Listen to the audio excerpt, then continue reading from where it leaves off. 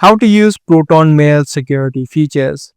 Proton Mail is built on end-to-end encryption, which means any mails that you send to a Proton Mail users, all of the mails are automatically encrypted.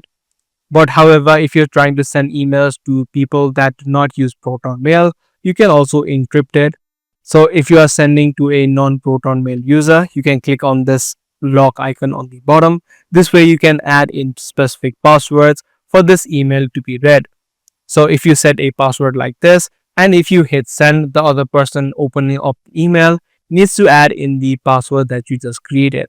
Only then the person will be able to view the email content that you sent.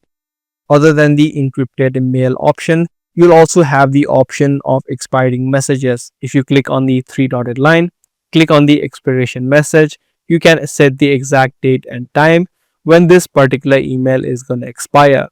Now, if you have a password added into your Proton Mail, you can also enable the two-factor authentication by clicking on settings.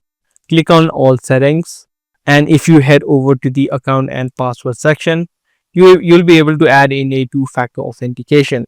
Other than the two-factor authentication, if you head over to the recovery section, you can add in a recovery for the time when you forget your password. So there are multiple security features that you can enable inside of Proton Mail. If this guide video was helpful to you, be sure to subscribe and also be sure to give this video a thumbs up. I'll see you in the next video. Thanks for watching.